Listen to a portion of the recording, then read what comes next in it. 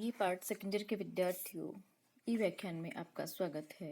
विद्यार्थियों, हम उद्धव शतक के पदों की व्याख्या कर रहे थे। उद्धव शतक में लगभग शतक जैसा कि नाम से ही है, इसमें 100 पद हैं और कुछ प्रक्षिप्त 100 से अधिक पद हैं, लेकिन हम लगभग 100 पदों की व्याख्या का लक्ष्य लेकर चल रहे हैं।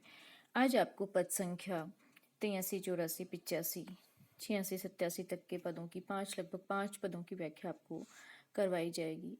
मैं आपको पद का पाठ कर रही हूँ। विद्यार्थियों, आप उद्धव शतक के प्रसंग से परिचित हैं, क्योंकि आपके इतने सारे ई व्याख्यानों में लगभग 80 के लगभग आपको पदों की व्याख्या करवाई जा चुकी है और आप इसके प्रसंग से भली भांति परिचित हो चुके हैं। निर्गुण भक्ति के स्थान पर सगुण भक्ति का महिमा मंडन इसमें किया गया है। गोपियों के प्रेम को सर्वोपरि ठहराया गया है। इसमें योग और ज्ञान मार्ग के स्थान पर उद्धव गोपियों को योग का संदेश देने आए हैं। ब्रज में बैठे हैं और गोपियां कभी पीड़ा से विवल होकर के और कभी बुद्धि का प्रयोग करते अपने तर्कों से उनको परास्त कर रही हैं। पद इस प्रकार है विद्यार्थियों। बढ़ो ब्रज पे जो ऋतु मधुपर बासिनी को तासो उपाय काहू भा उमगन को उबारना कहे रत्नागर विचारत ही हो तो ही हम काउ शुभ युक्ति तासो मुक्त रहन को कीन्यो उपकार दोरी दौन अपार उधो सोई भूरी भार सो उबारता लहन को मुक्ति ले गयो अक्रूर क्रूर तब सुख मूर काने तुम आए आज प्राण ब्याज उघन को। यहाँ पर गोपियां तीखा कटाक्ष करती हैं और उद्धव की हृदयहीनता और अक्रूर की हृदयहीनता का वर्णन करती है। किस भांति पहले अक्रूर आकर के श्री कृष्ण को ले गए, हमारे प्राणों के मूल आधार को ले गए, और अब तुम योग का उपदेश दे करके हमारे सर्वस्व प्राणों का ही हरना चाहते हो। तुम कैसे हो मधुकरवासी, ऐसा कहती है इसमें गोपियां। तो गोपी कहती है कि हे उद्धव, तुम मथुरा के निवासियों का तो हम ब्रजवासियों पर ऋण ही बढ़ गया है, और उस ऋण को वसूलने के लिए हमारे पास में कोई उपाय भी नहीं है। तुम कभी कुछ ले जाते हो हमसे, कुछ ले जाते हो। जैसे एक सूदखोर साहूकार के ऋण से मुक्ति पाने के लिए किसी व्यक्ति के पास कोई उपाय नहीं होता है और साहूकार मर्जी आए जो अपनी इच्छा के अनुसार कोई भी सामान उनका उठा ले जाता है, तुम भी वैसा ही व्यवहार कर रहे हो। तुमसे मुक्त होने का मानो किसी तरह का कोई उपाय ही हमें नहीं दिखता है, और हम यही सोच विचार कर रहे हैं कि इस ऋण के भारी भार से मुक्ति पाने का हमें कोई श्रेष्ठ उपाय मिले। इसी ऋणग्रस्त दशा में मानो अक्रूर और तुमने आकर हम पर बहुत बड़ा उपकार किया है और उस ऋण के भार से मुक्ति दिलाने का भी बड़ा भारी कार्य किया है, परंतु एक बड़ा अनर्थ हम हो गया है। अब तो कीने उपकार दोरी दौन अपार उदो, हे उदो, तुम दोनों ने, अर्थात दोनों, एक तो तुमने उद्धव और दूसरा अक्रूर ने बड़ा उपकार किया है। सोई भूरी भार सो उबारता लहन सो, और तुमने तो मानो इस ऋण के भारी भार से हमें मुक्ति प्रदान करने का कार्य किया है। यहाँ पर विद्यार्थियों स्पष्ट रूप से व्यंग कर रही हैं गोपियां कि ले गयो अक्रूर क्रूर तब सुख मूर काने को, अर्थात जो अक्रूर है, नाम तो उसका अक्रूर है, लेकिन वो क्रूर बन करके हमारे सुख के मूल श्री काने को हमसे ले गया है।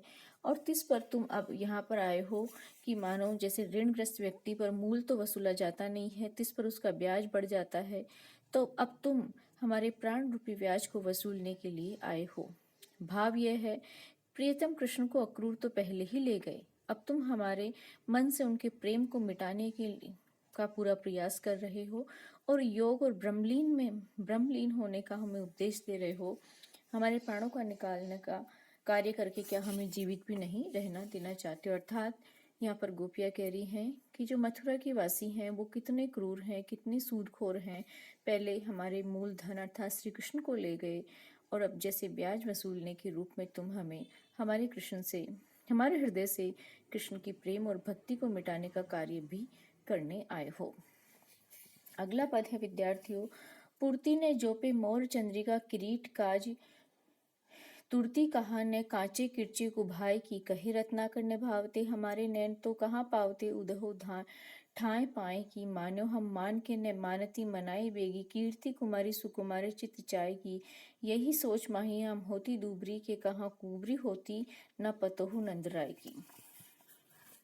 यहाँ पर गोपियाँ कहती हैं कि श्री कृष्ण किस लालच में आकर के मथुरा प्रस्थान कर गए हैं, उनको ब्रज में क्या अभाव था, किस बात की कमी थी। ब्रज के सीधे सरल निर्व्याज प्रेम में यहाँ पर उनको मिल रहा था। हे उद्धव, पूर्ति पूर्ति अर्थात यदि पूर्ण नहीं पड़ रहा था तो जो पे जिस पर की जो चंद्रिका पर उनके माथे पे जो मोर का मुकुट था, किरीट काज, तो कह रहे हैं कि मोर के मुकुट, यदि वो मुकुट में मोर पंखों की पंखुड़ियां पूरी नहीं हो रही थी तो हम क्या उसे कांच के असंख्य टुकड़ों से जोड़ करके सुसज्जित नहीं करती। तुरती ने कहा कांच किरचे को भाई की, कांच के किरचनों से हम क्या पूरा नहीं करती। कृष्ण के लिए गोपियां कहना चाहती हैं, कृष्ण पर भी वो कटाक्ष करती हैं कि क्या मोर, सुंदर मोर मुकुट पंखों से उनको घृणा हो गई थी कि वे हीरो मोतियों का ताज चाहते थे, मणिमाणिक्यों से जड़ा हुआ बहुमूल्य ताज चाहते थे, इसीलिए वे मथुरा प्रस्थान कर गए।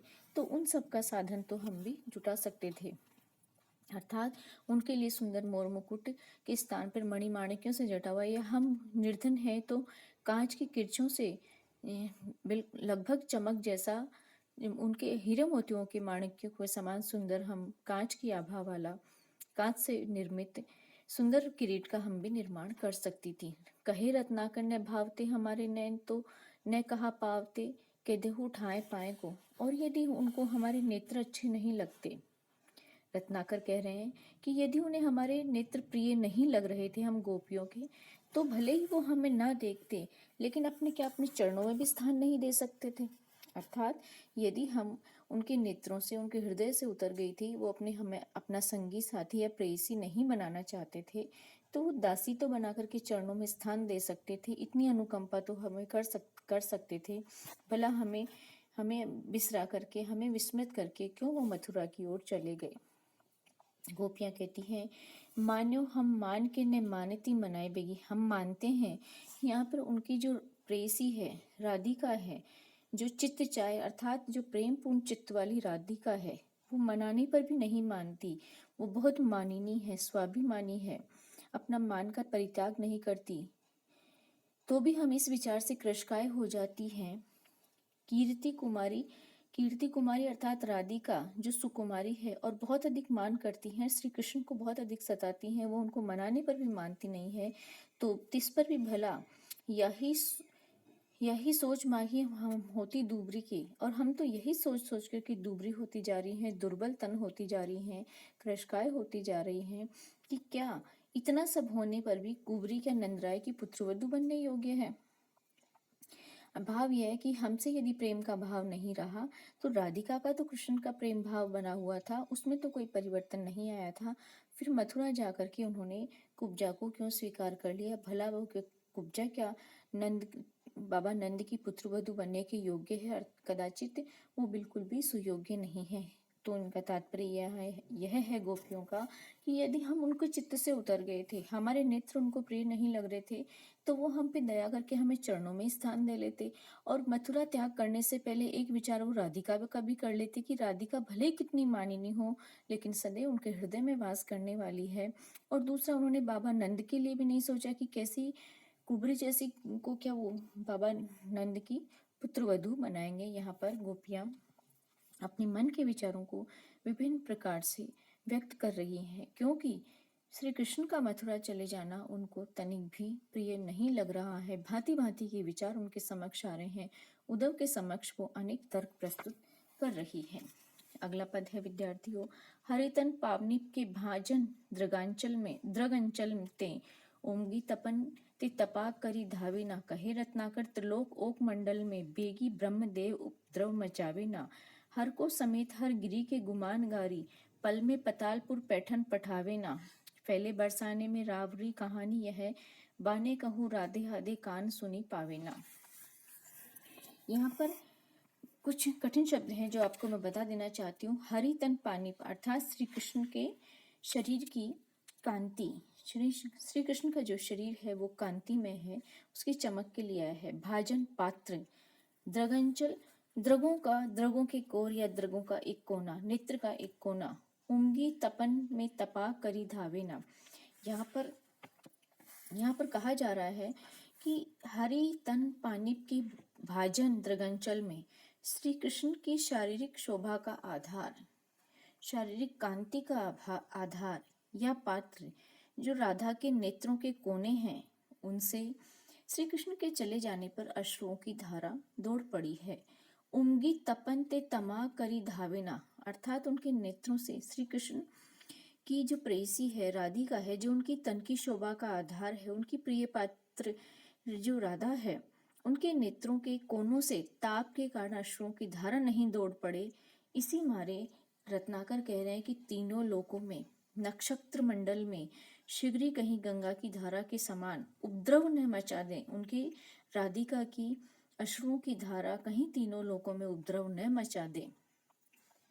और बेगी ब्रह्मद्रव अर्थात अश्रुजल और गंगाजल उपद्रव ना मचा दे तीनों लोकों में, इस बात को रोकने के लिए तथा शिवजी के अहंकार को हर को समेत हर गिरी के गुमानगारी, हर अर्थात शिव, हर गिरी शिव का पर्वत, कैलाश पर्वत, हर की समेत अर्थात शिवजी के अहंकार को नष्ट, गिरी गुमान को नष्ट, शिवजी के अहंकार को नष्ट करके कैलाश पर्वत सहित कहीं उन्हें पल में पतालपुर पैठन न पठावे, कहीं पल भर में ही उनको पताल लोक में न धकेल दे। हे उद्धव, क्या तुम्हें तनिक भी ध्यान नहीं है कि यदि तुम्हारी एक जो कथा है, पल में बरसाने में रावरी कहानी, ये बाने कहूँ राधिका राधे आदि कान सुनी पावे ना। हे उद्धव, तुम्हारी जो ये योग की चर्चा है, कृष्ण को विस्मृत करने की बात जो तुमसे कह रहे हो, यदि कहीं ये कहानी बरसाने में फैल गई है और राधिका के कानों में थोड़ा सा प्रसंग भी ऐसा चला गया है, तो बहुत बड़ा भारी तबाही हो जाएगी, नाश हो जाएगा सृष्टि में। क्योंकि राधिका जो है वो हरि की शारीरिक शोभा का आधार है और उनके नेत्रों से ताप के कारण अश्रु यदि प्रवाहित हो गए हैं, तो ये तीनों लोग और नक्षत्र मंडल है वो उपद्रव से युक्त हो जाएंगे, तबाही, यहाँ भारी तबाही मच जाएगी, भारी नाश हो जाएगा और शिव का अहंकार भी नष्ट हो जाएगा। और कदाचित जो राधिका की विरह से उत्पन्न हुए या पीड़ा से उत्पन्न हुए जो अश्रुधारा है, वो कैलाश पर्वत को भी ठेल करके पाताल में भेज देगी। इसलिए तुम तनिक भय खाओ कि तुम क्या बात कर रही हो, हम तो भला सहन कर पा रही हैं, लेकिन राधिका इस बात को नहीं सोच पाएगी, उसकी क्षमता नहीं है। उसकी जो वारिधारा नेत्रों से प्रवाहित होगी, उससे भारी तबाही मच जाएगी, इसलिए तुम्हें उसको रोकना चाहिए। आतुर ने हो उधो आवती दीवारों अभी बैसी पुरंदर कृपा जो लही जाएगी होत नर ब्रह्म ज्ञान सो बतावे जो, कुछ इही नीति की प्रतीति गही जाएगी गिरिवर धारी जो उबारी ब्रज लीनो बली। तो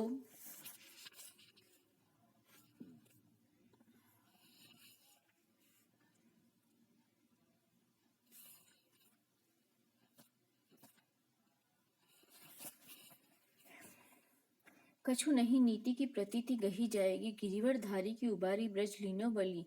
तो भांति कछु यह बात रही जाएगी, नातरु हमारी भारी विरह बलाय संसारी ब्रह्म ज्ञानता तिहारी बही जाएगी। यहाँ पर गोपियाँ कह रही हैं कि आतुम न हो उधो आवती दीवारी अभी। हे उद्धव, तुम हमें क्या कहना चाहते हो कि निर्गुण निराकार ब्रह्म होता है, कृष्ण भी स्वयं उसी का रूप है, तो तुम थोड़ा सा धैर्य धारण करो, आतुर न हो, अधीर न हो। अभी दीपावली का त्योहार आने वाला है, दिवाली आने वाली है, और वैसी ये पुरंदर कृपा जो लही जाएगी होत नर ब्रह्म ज्ञान सो बतावत। अभी दीपावली का प्रसंग आएगा, दीपावली का त्योहार आएगा, और इस बार भी इंद्र की वैसी ही कृपा हो जाएगी, अर्थात तो तुम्हें पता लग जाएगा कि ब्रह्म सगुण है या निर्गुण है। भाव यह है विद्यार्थियों, ब्रज में प्रसंग उठा था कि जो ब्रजवासी हैं वो उन्होंने गिरिधर जो पर्वत है, गोवर्धन पर्वत है, उसकी पूजा प्रारंभ कर दिया था श्री कृष्ण के कहने पर, और इंद्र की पूजा करना छोड़ दिया था। इससे इंद्र कुपित हुए और उन्होंने ब्रज में भारी तबाही मचाई। इंद्र के इस गुरूर को तोड़ने के लिए श्री कृष्ण ने गोवर्धन पर्वत को उठा करके संपूर्ण ब्रज को उसकी छत्र छाया में आश्रय दिया और उनकी रक्षा की। तो यहाँ पर गोपियाँ उसी प्रसंग को कह रही हैं कि दीपावली आने, तो दीपावली के बाद गोवर्धन पर्वत की पूजा की जाती है। तो कह रहे हैं कि हमें पता चल जाएगा, यदि इंद्र की वैसी ही कृपा हुई, अर्थात इंद्र की वैसी कुपित दृष्टि हुई, पुनः ब्रज को वो नाश करने पर उतारू हो जाएगा, तो फिर हमें कृष्ण बचाने आएंगे और तुम्हें ज्ञान हो जाएगा कि तुम्हारा जो ब्रह्म है वो सगुण है या निर्गुण है। हो तो नर ब्रह्म ब्रह्म ज्ञान सो बताओ, तुम जो ब्रह्म ज्ञान का बखान कर रहे हो, बार बार हमें उपदेश दे रहे हो कि ब्रह्म ज्ञान से कोई व्यक्ति ब्रह्म भी बन सकता है, तुम्हारे इस नीति और उपदेश पर हमें विश्वास हो जाएगा। अर्थात यदि कृष्ण साकार आकर के यहाँ इस हमारे ब्रजवासियों की रक्षा नहीं करेंगे तो हम मान जाएंगे कि इस ज्ञान से नर ब्रह्म हो जाता है। जो तुम ब्रह्म ज्ञान दे रहे हो, स्वयं व्यक्ति स्वयं उस ज्ञान को ग्रहण करके ब्रह्मयुक्त हो जाता है। कछु यही नीति की प्रतीति गही जाएगी, हम इसी नीति की प्रतीति अर्थात हम विश्वास कर लेंगे तुम्हारी उक्तियों पर। हे उद्धव, गिरधरधारी जो उबारी ब्रज लीनो बली, गिरिधर को गिरिधर गिरिवर गिरिश्रेष्ठ जो गोवर्धन पर्वत है उसको उद्धव ने धारण करके और हमारी रक्षा की थी, उसी भांति इस बार भी मैं बलिहारी जाती हूँ कि वो हमारी पुनः रक्षा कर लेंगे। अगर इस बार दीपावली पर इंद्र के प्रकोप से श्री कृष्ण गोवर्धन पर्वत को धारण करके ब्रज की रक्षा कर लेंगे तो मैं बलिहारी जाती हूँ इस बात पर कि जो हमारी, तो मैं काहू यह बात रही जाएगी, यही बात स्वतः सिद्ध हो जाएगी कि तुम्हारा जो ब्रह्म ज्ञान है निर्गुण है, निराकार है, वो कुछ भी नहीं है, सब कुछ है, वो सगुण है, सदृश्य है, साकार है, ये बात सिद्ध हो जाएगी। और मैं उसको, हम गोपियाँ बलिहारी जाएंगी, हम उस पर न्यौछावर हो जाएंगे श्री कृष्ण पर। नातरु भारी विरह बलाय संग सारी ब्रह्म ज्ञानता तिहारी बह जाएगी। और फिर हमारी विरह रूपी भारी आपत्ति के साथ में, अर्थात जब इंद्र का प्रकोप होगा तो श्री कृष्ण हमारी रक्षा करने के लिए ब्रज में पधारेंगे, और ब्रज में पधारेंगे तो हमारी उनसे भेंट होगी, हम अब उनको देख करके, नेत्रों से देख करके तप्त हो जाएंगे। तो हमारी विरह रूपी जो बला है, आपत्ति है, संकट या मुसीबत है, उसका नाश हो जाएगा, समाप्त हो जाएगी, स्वयं भी समाप्त हो जाएगी कृष्ण के आगमन से। और तुम्हारा जो ब्रह्म ज्ञान है वो भी सारा का सारा ब्रह्म ज्ञानता तिहारी बही जाएगी।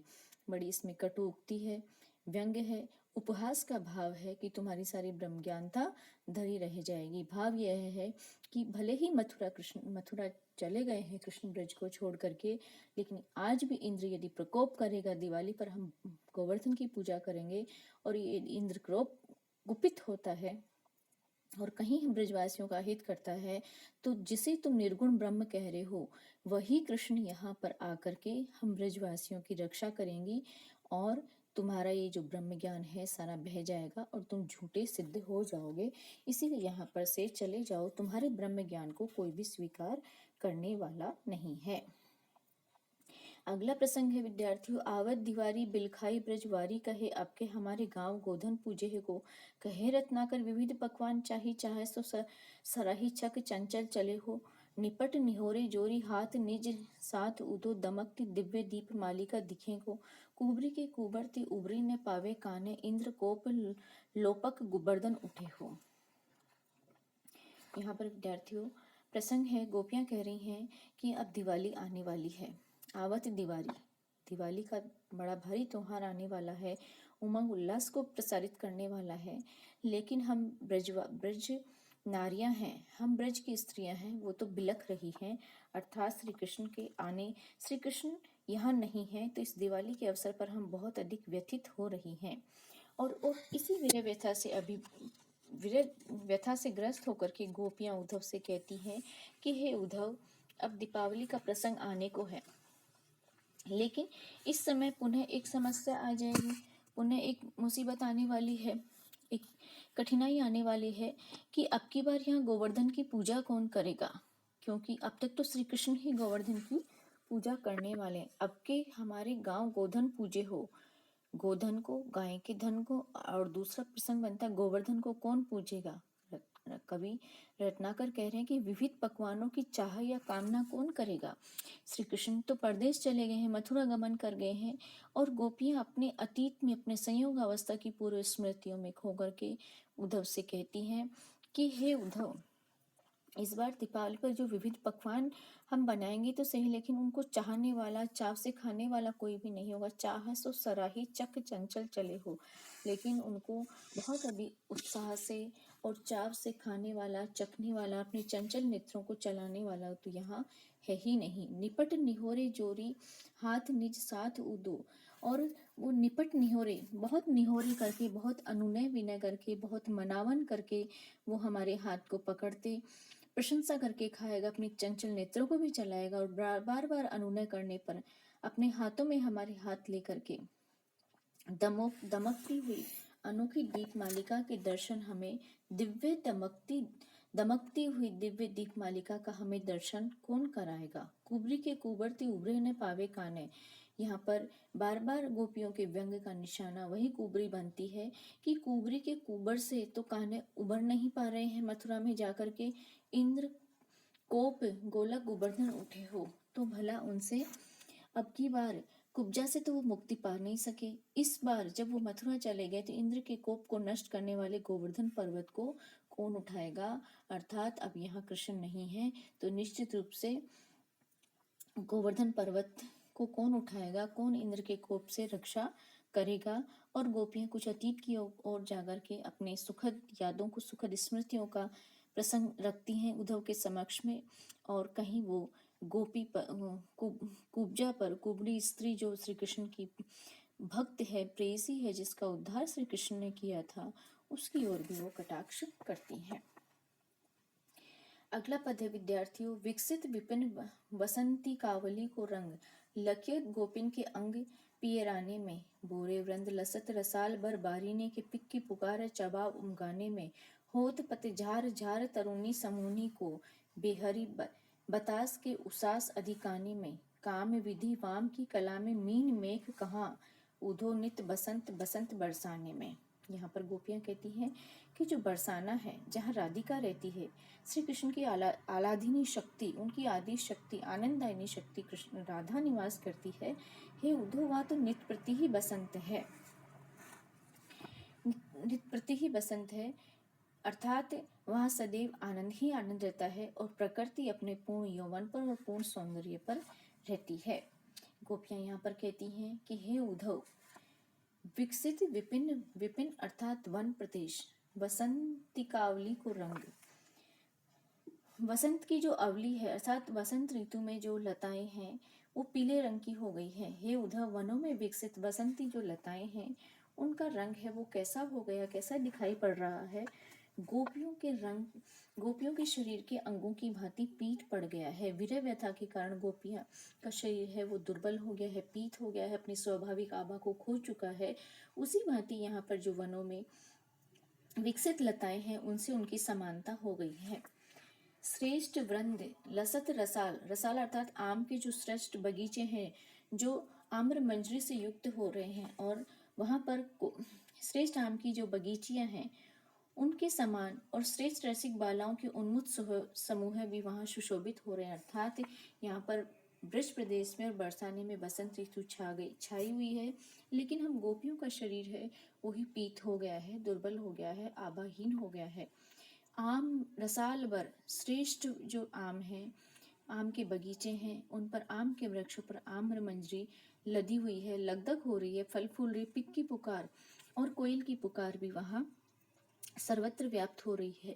उसी प्रकार रसिक ब्रजबालाओं के जो समूह है वो भी सुशोभित हो रहे हैं, और उनकी कृष्ण विषयक सुमधुर कंठों की चर्चा भी कोयल के मधुर गुंजान जैसी ही प्रतीत होती है। ब्रज में होत पतझार झार तरुणी समूनी को, तरुणी अर्थात जो स्त्री ब्रज युवतियों का जो समूह है वो ऐसा आपस में भी जब बातचीत करती हैं तो ऐसा लग रहा है कि मानो कोयल पीहू पीहू कर रही है या कोयल चर्चा कर रही है। इस भांति का प्रसंग यहाँ पर बन रहा है।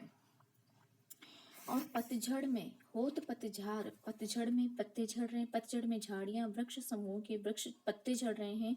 तो यहाँ पर भी जो तरुणी स्त्रियां हैं वो भी विरह के आधिक्य के कारण सामाजिक लोक लाज को छोड़ करके अपनी विरह की व्यथा को, अपने प्रेम की आकुलता और विवलता को सर्वत्र व्यक्त कर रही है। उनके बढ़ते हुए निश्वास तेज हवा के झोंकों के समान है। बेहरी बतास ले उसास अधिकाने में उनके जो विरह व्यथा के कारण उठने वाले निश्वास है, उच्छ्वास है, उनसे भी मानो पूरा गोकुल प्रदेश है वो जान गया है। उनके बढ़ते हुए निश्वास तीव्र हवा के झोंकों के समान है। और यहाँ पर काम विधि वाम की कला में मीन में कहा, मीन में दोष निकालना, वाम विपरीत कामदेव की विधि है, अर्थात जो कामदेव रूपी विधाता है उसकी रचना जो है, उसकी विपरीत रचना के संबंध में भला कोई मनुष्य क्या दोष निकाल सकता है कि ये उद्धव, बरसाने में तो नित्य प्रति ही वसंत ऋतु खिली रहती है। अर्थात भले ही हम ब्रज की ब्रजांगनाएं हैं, ब्रजबालाएं हैं, वो वीर्य से युक्त हो रही हैं, लेकिन यहाँ बरसाने में राधा के गांव में तो सदैव ही वसंत ऋतु खिली रहती है, सर्वत्र आनंद ही आनंद रहता है। धन्यवाद विद्यार्थी।